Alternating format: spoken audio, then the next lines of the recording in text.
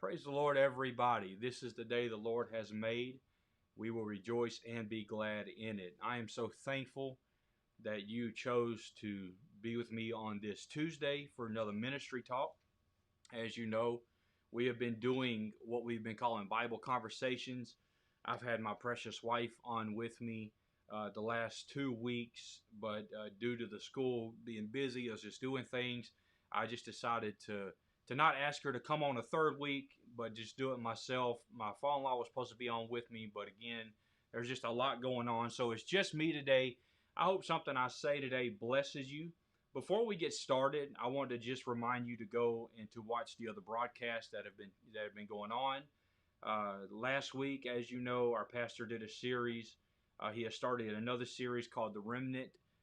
This week, I encourage you to go watch it. Yesterday, it was a powerful one, so if you haven't watched it, I encourage you to do so. And then go back and watch my wife's as well. She has got some powerful broadcasts that she has been doing, just talking about the fruits of the Spirit. She also did a series on holiness, so if you haven't watched any of those, go back and watch them. And then, of course, go back and watch Ministry.Talk as well. There's a lot of good information on there. We've had talks about leadership. We've had talks about ministry. We've had talks about being bivocational. So being a missionary, being whatever your calling is, there's something for you to watch, and I encourage you to go do it. Before I get started, I encourage you to go down and to share this broadcast. That's exactly what I'm going to do right now. I'm going to share it to my page. That way, people know that I am live at this very moment. So today, we are going to talk about Joseph.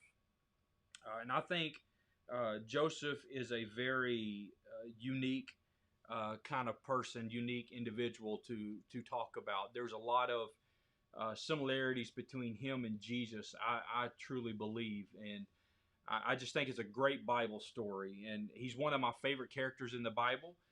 We've recently talked about David, and then me and my wife come on and talked about Esther this past week. Both great characters of the Bible. But Joseph is probably one of my favorite stories because it's very intriguing. It has a tale of jealousy. It has a tale of deceit and slavery, misrepresentation, injustice, lust, rivalry, and forgiveness.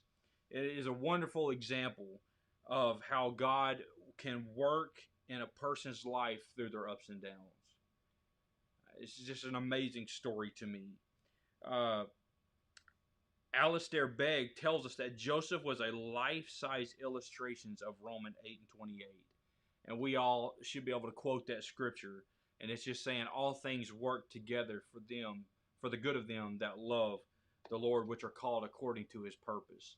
And that embodies, to me, that embodies Joseph to a T, because everything that Joseph went through in his life, everything that Joseph endured, everything that Joseph was faced with, everything God turned around for the good of Joseph. We're introduced to Joseph in Genesis chapter 37, verse 2. When he was only 17 years old, his father, as we all know, his father Jacob, favored Joseph over all of the sons. And why that is, I don't know. Probably because there was a favor of God in his life. We all know that we're not supposed to have a favorite child that we raise and try to bring into this world.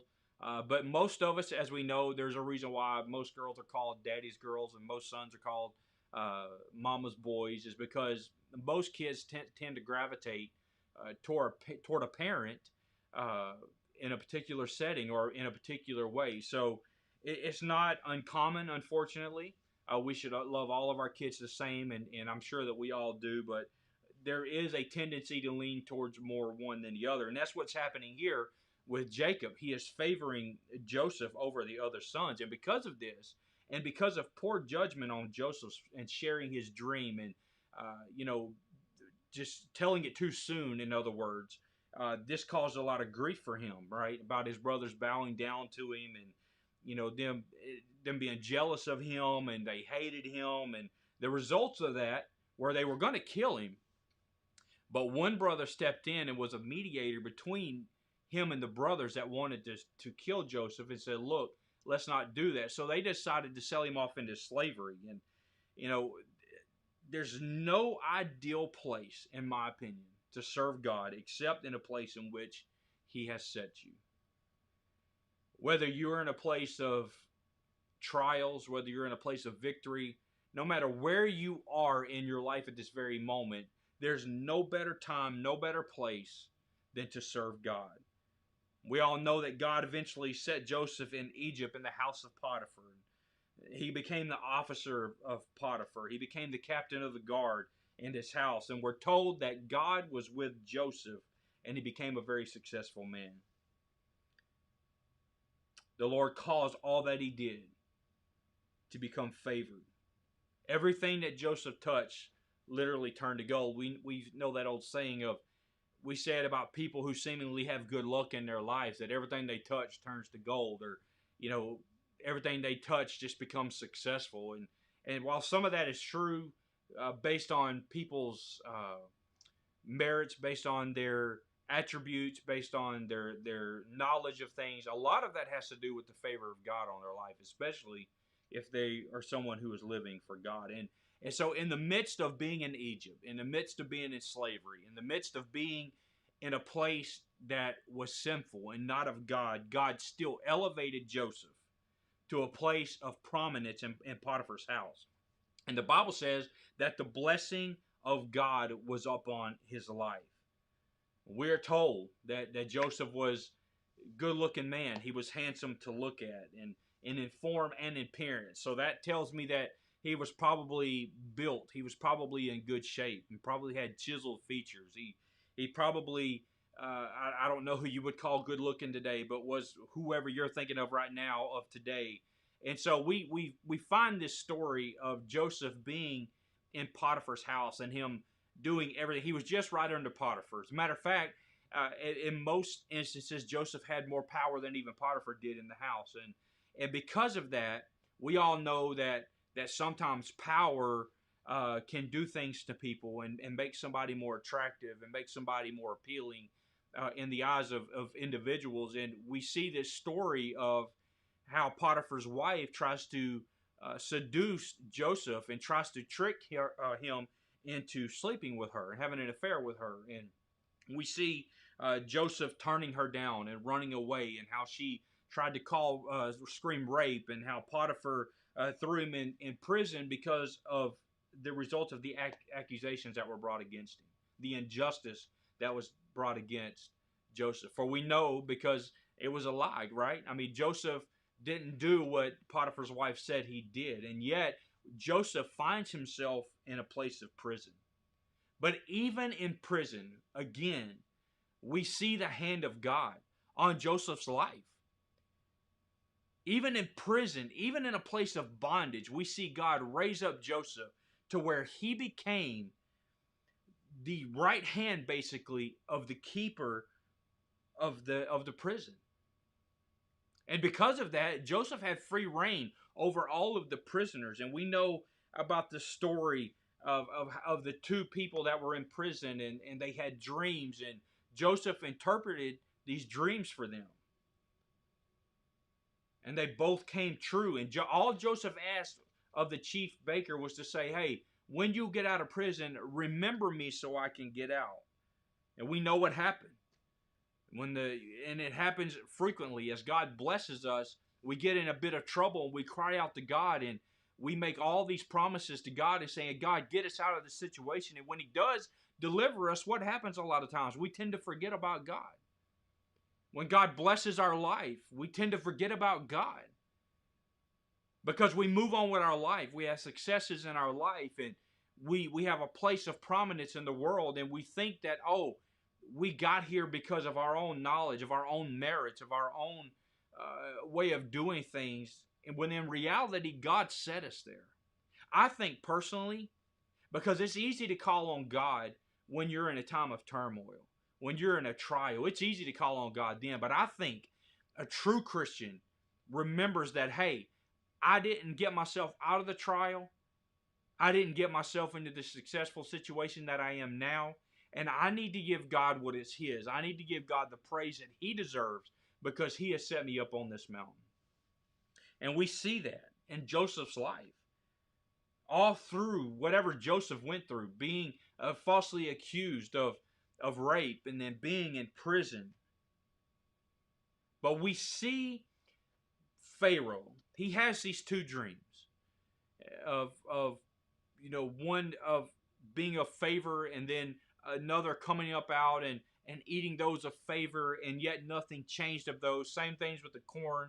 The corn was an abundance, and then we see the corn getting swallowed up by something else, and yet was seemingly these skinny cows, I guess they were, or whatever they were, didn't change in appearance. And so Pharaoh was confused of this.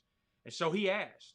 He called all his magicians and all of his wise men and everybody that he knew to call on inside of Egypt to tell him what this dream meant, and nobody could interpret it. And then it clicked in the chief baker's head, and it's like, oh, hey, I remember this particular individual, this guy named Joseph in prison.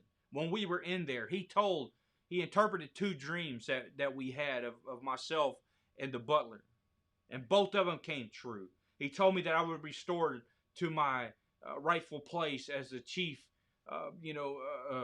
cook and all that stuff. And then he told the butler that he was going to be hanged, and both of those came true. And so we see how Pharaoh tells him, bring him to me so he can try to interpret this dream. And we see when Joseph gets there, Pharaoh asks him, he says, I want you to tell me what the dream is. And I want you to notice very carefully what Joseph said. Basically, he told him, and I'm going to paraphrase, it is not I who can give you the answer to that dream, but it is God himself that will give you the answer that you are looking for.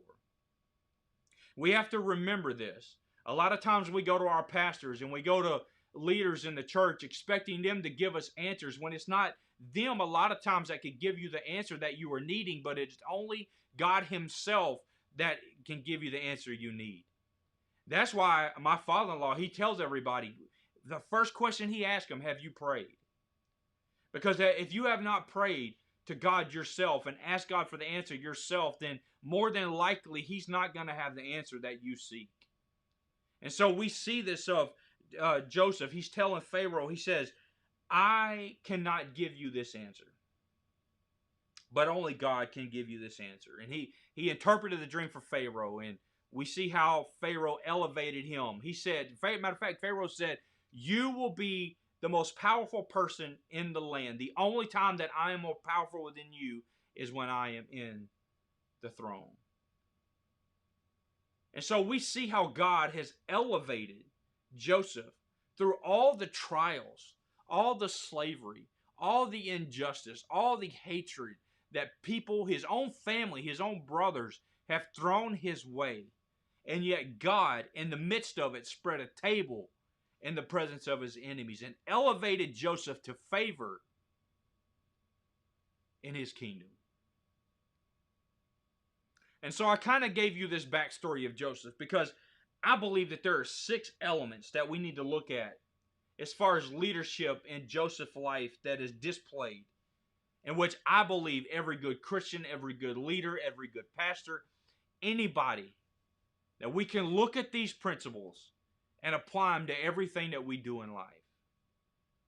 The first one I want to bring to you is perseverance. Because despite the many ups and downs in his life, sold into slavery, falsely accused of rape by Potiphar's wife, in prison, forgotten in prison for 2 years by the chief cupbearer, Joseph was faithful. And I want you to remember this statement right here. He never questioned God's plan for his life. He persevered through everything that he had to face. From his own family disowning him, he never questioned the plan of God for his life. As a matter of fact, we're told throughout the story that God was with him every step of the way. I'm sure Joseph thought at times, God, where are you at? I'm sure he thought it, but we never find one time where Joseph actually voiced those words, because we know that life and death is in the power of the tongue. And we know that if we speak negativity, guess what? Negativity comes. And if we speak positivity, positivity comes. And so I believe, now it's not recorded of this, I'm sure, but I believe that every day Joseph got up and said, "This is the day that the Lord has made. I'm going to rejoice and be glad in it." No, I don't understand why I am where I am. No, I don't understand why I've been a slave. No, I don't understand why my family sold me out. And no, I don't understand why I was falsely accused and in prison for 2 years and then forgotten in prison for those 2 years. I don't understand that, but this one thing that I do know, that God has a plan for me, and I'm not going to question God's will. I'm not going to question God's plan. I'm just going to put one foot in front of the other and follow God and trust His plan and His timing. And I believe that this is a good lesson for leaders. I believe that this is a good lesson for Christians in general and pastors, that through many successes and failures in our careers, we have to know that God is with us every step of the way. And we have to know that God will not fail and He is working with us. You know, I think of character. And when I think of character, I think of Joseph. And although he was spoiled by his father with favoritism, and he had his own arrogance, so to speak, because he told of his dream way too early, probably before it should have been told. As a matter of fact, there's some dreams that God gives you that you need to keep to yourself, that you don't need to tell everybody, because not everybody is going to understand your dream. Not everybody is going to understand God's will for your life. And so you just need to have faith that God is going to unfold it, and God is going to bring you up in His timing. But Joseph had so much character as he grew older. The definition of character to me is simply doing the right thing when nobody, parentheses, but God, is watching. To me, that's character. Joseph was handsome, as I've already told you. He could have easily given into the temptation with Potiphar's wife, and he could have done all the things that she accused him of, but he didn't, because his character stood the test of time. There are times where you can do things, you can fool your family, and you can fool your spouse and your children. You might even fool your pastor, but you cannot fool God. And so to me, character is doing the right thing when nobody else is watching but God, because God is watching. God watches everything that we do. And I believe that it's incumbent upon us as leaders, as Christians, as pastors, as whatever we are, CEOs, janitors, no matter what you find yourself doing in life, character is what's going to count. And so I encourage you, as Joseph did, to have character in your life, so that when God looks at you, He can look at you as though He did Job. And when Satan comes, he can say, "Have you considered my servant Sean? Have you considered my servant Dana? Have you considered my servant Shalane? Have you considered my servant Dana?" It's that character that God's going to look at and say, "I know that I can trust them," because not only do they have character, but they're going to persevere through every trial, through every success. And everything that they face, they're going to have that character. I believe every good Christian and every character ought to have a good work ethic. We are to be the best workers in whatever that we are doing. Throughout Joseph's life in the house of Potiphar, in the prison, in second command in Egypt, we see that Joseph's good work was rewarded by God. We are told that whatever Joseph did, the Lord made it succeed.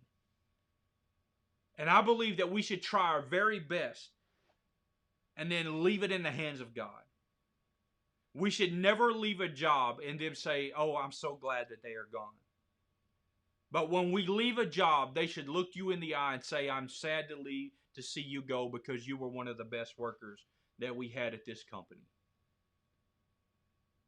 My dad taught me that if you were on time to your job, you were late. Matter of fact, I used to get aggravated at my dad because he would want to be 45 minutes to an hour early to the job. I used to work at the same plant he did, and we would ride together, and he would be at my house at 4 a.m. And I'm thinking, "Dad, we don't even have to be at work till 6. It only takes 30 minutes to get there. My Lord." And he's like, "Son, This is the product of having good work ethic. You show up on time. You do your job to the best of your ability. You stay late when asked. You work overtime when asked. And I believe that everybody, we ought to put 110% into everything that we do. Even if you do not like the job that you have, you give it all that you got. And God will give you the success that you are looking for. God will favor his kids over everybody else. And I promise you, I've seen people who had bosses that did not like them, somehow with the favor of God, become a boss of that boss. Even though that boss fought against them. Even though that boss had something, maybe even had something that he thought he had on them. I saw God elevate them because they stayed true and faithful to God. They were good workers. They had good character. And they persevered. I believe that every Christian ought to be humble. Every leader ought to have humbleness in their spirit. No matter how high we go in God. As a matter of fact, I believe that the chief among us are to be the most humblest, if I could put it that way. If you're the CEO, you ought to be the most humble person in that company. If you're a manager, you ought to be the most humble manager they have. I believe that Joseph was humble. And he gave God all the credit, not taking it for himself. There's a saying in my father-in-law's office that says there's no telling how far a man can go when he doesn't care about who gets the credit. And I believe that's what Joseph did. He said, it's not of me, this is all God. This is not of my doing, this is all God's doing. This is not my marriage, this is all God's marriage. It's not my favor, but it's all God's favor. And I believe that every time we walk into our job, we ought to say, thank you, God. Not only for my job, but for the favor that you've given me on this job. And I believe that the higher we go, the higher we get, we ought to remain humble.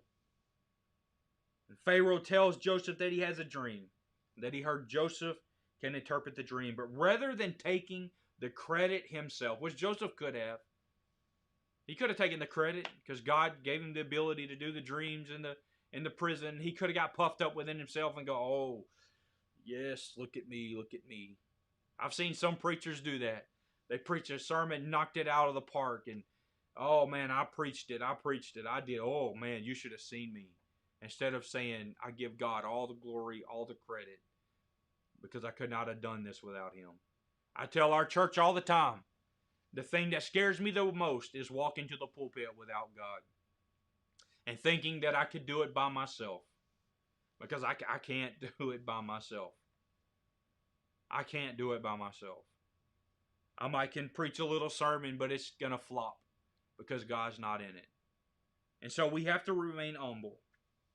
And Joseph honestly and humbly states that it is not him, but it is God who will give Pharaoh the answer that he is looking for. And so I encourage you today, let's not take credit for ourselves. When we have something good happen in our life, let's take that credit and give it to God, because God is the one who deserves that credit. God is the one who deserves all of our praise and our admiration. I believe that as leaders, we are to be trustworthy. Joseph was not only trustworthy, but he was loyal.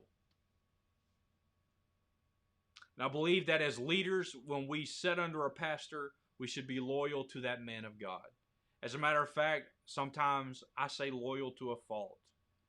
I'm not saying follow him down the road if he's not in the Bible. You understand what I'm saying. But if you choose to sit under a certain pastor, you are to be loyal to that pastor. I remember my dad, our pastor, got on to us as young people one time. My dad was the assistant pastor, so I thought, my dad's assistant pastor, I'm going to get away with, I can go do whatever, it's fine, no, it ain't going to matter. My dad looked me in the eye and he said, son, your pastor told you you cannot do such and such, and you will not do such and such. We are loyal to the man of God. And when the man of God asked us not to do it, he said we are not going to do it. He said, even myself, at that time, I think my dad was in his late 50s. He said, 50-something-year-old man, he said, if my pastor asked me to do something or not to do something, because I choose to sit under that man of God, I'm going to be trustworthy, I'm going to be loyal, and I'm going to do what the man of God has asked. And I've seen God, because of that, bless my dad and have favor on my dad. On jobs that, just favor in jobs. I've seen bosses that didn't necessarily care for him, but because of his loyalness, his perseverance, his hard work ethic, his humbleness, and his trustworthiness to the job, I've seen him elevated even over those that did not necessarily care for him. Because he put the main thing, and that was to remain trustworthy and loyal to the shepherd that God had placed in his life for that particular time. Even to this day, he's sitting under a pastor who's way younger than him.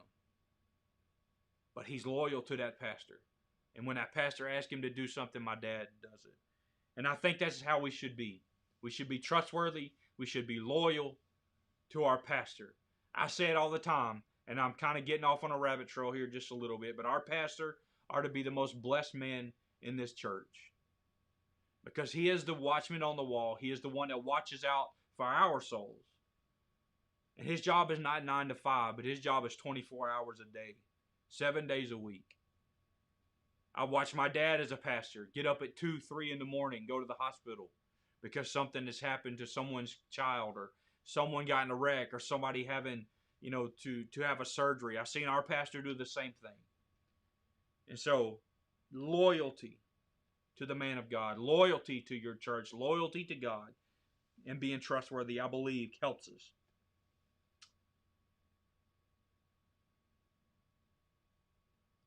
Even when Potiphar's wife tried to do what she did, he said, I cannot and will not betray Potiphar, nor sin against God. And this is what he said. But he refused and said to his master's wife, behold, because of me, my master has no concern about anything in the house. Trustworthiness. And he has put everything that he has in my charge. He is not greater in this house even than I am, nor has he kept back anything from me, except for you. And because you are his wife, how then can I do this great wickedness and sin against God? Not sin against Potiphar, but sin against God. Loyalty. He was serving someone who didn't believe in the same God as him. He was working for somebody who may not even believe in God at all. And yet God gave him favor in Potiphar's eyes and elevated him to the status of where he was even more powerful because he was trustworthy, because he was loyal. And I believe as leaders, as Christians, as pastors, as ministers, whatever we are, CEOs, janitors, COOs, whatever you are, manager, supervisor, we are to be the most trustworthy people anywhere around. There should never be a time when a Christian is labeled untrustworthy. And if you have been labeled that before, I encourage you to work with everything you have to gain the trust back of your coworkers, to gain the trust back of your boss. It's easy to run away, but don't run away. Gain it back, and gain it back threefold, to where they can look and say, man, what a loyal person. And I promise you, if you do that, the favor of God will be on your life. I don't really know how long I've gone today, but I'm gonna leave you with this last one. When Joseph was elevated, he did not abuse his power. I've seen a lot of people want to get elevated just for the sake of having a title, just for the sake of being called manager, just for the sake of being called supervisor, just so that they can abuse their power, just because they want to tell people what to do. But that's not all about being elevated, because I talked about being humble. I believe, personally, that the higher we go in God, the more humble we should be. The higher we go in our workforce, the most humble we should be. And unlike many leaders today, Joseph didn't abuse the power that he was given. as second in command. He could have denied food to his brothers when they came and bowed before him. Let me stop right here, because you go to our church. You heard what Brother Klein said to me on Sunday. But when we got into the office, he told a little something else. He told a little story that I found was interesting. Joseph's dream that God had given him when he was just a young boy did not come to fruition or to fulfillment until he made somebody else's dream came to pass. I thought that was very profound, because Joseph was given a dream long before Pharaoh was given his dream. And yet, in the midst of Joseph fulfilling the dream of Pharaoh, of bringing Egypt into fruition so they could survive the lean years, that is when Joseph's dream came to fruition. Joseph's dreams came to fruition in the midst of him bringing somebody else's dream to fruition. So even if you're in a job right now and you think, man, I want to be this or I want to be that, I want to be the COO, the CEO, you be faithful in working on that person's dream, and God will bring your dream to pass in the midst of that. And I believe that was what happened here with Joseph. Joseph could have denied his brothers food, even thrown them into prison. But instead, he demonstrated forgiveness to them. Did his brothers deserve forgiveness? No, they did not. Matter of fact, I don't see... It would be very hard for me to forgive if I had brothers that threw me in a hole and sold me into slavery, and then I come across them again. And this is where the parallel of, I think, Joseph and Jesus happened. Because God, in the midst of all of us turning away from him, the Jews yelling, "Crucify him," the stripes on his back, the crown of thorns on his head, Jesus didn't have to endure that. He could have just said, "Forget it all." But he said, "I choose to forgive them, and I choose to go to the cross because I am going to forgive them of everything that they have done wrong, even to me." Jesus didn't deserve to die. Jesus was the only man who was like us, and yet he was without sin. He didn't deserve to die, but he chose to die for us. And Joseph here basically is saying, you do not deserve my forgiveness. And yet, in the midst of all the things that I've been through, the trials that I've been through, where I am right now, in the midst of Egypt, I am going to choose to forgive you. He did not abuse his power. He could have. He could have threw them all in jail. He could have threw them all in prison. Matter of fact, he could have said, "Kill them all." And they would have done it, because he was second in command. But I believe that Joseph granting forgiveness is the most Christ-centered characteristic that he displayed during that time. I'm going to be honest with you. There's times I struggle with forgiveness. I have to ask God all the time, "God, help me," because I don't know how to forgive the situation I'm in or the person that is whatever they've done. And every time, without fail, God comes through. And he helps me forgive. And he helps me let it go. And he helps me drop it.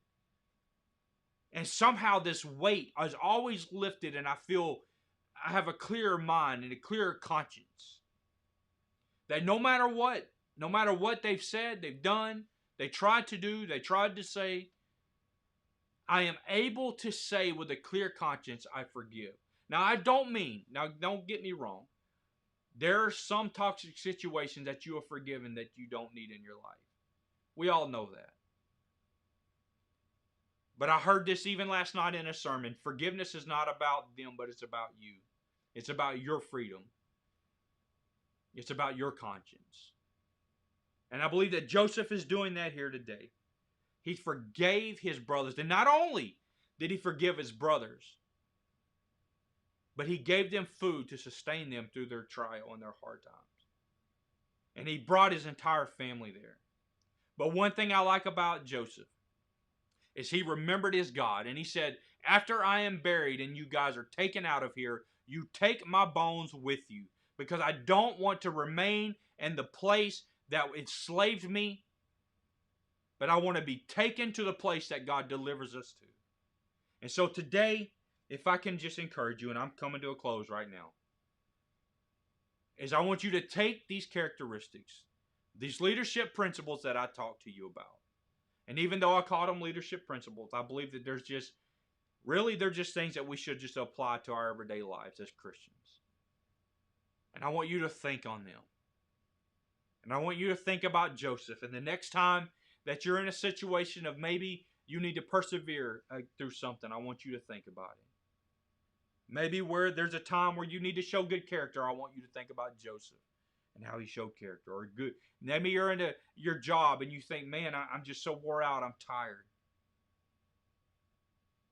There's a guy that I watch, he's a fitness guy, and he has a slogan called Go One More. Just go one more. Give it your best shot one more time. Be humble, and God will elevate you. Be trustworthy and loyal. And don't abuse the power when God puts you in the place of prominence. But stay where God wants you to be, and I promise you that everything will turn out for the good of them that love God. I want to thank you today for being with me. Thank you so much for watching with me today.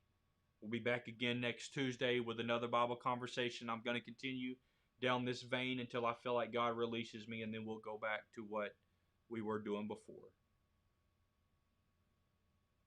But I want you to be humble. Stay hungry for God, and things will turn out right. God bless you is my prayer. We'll see you on next Tuesday.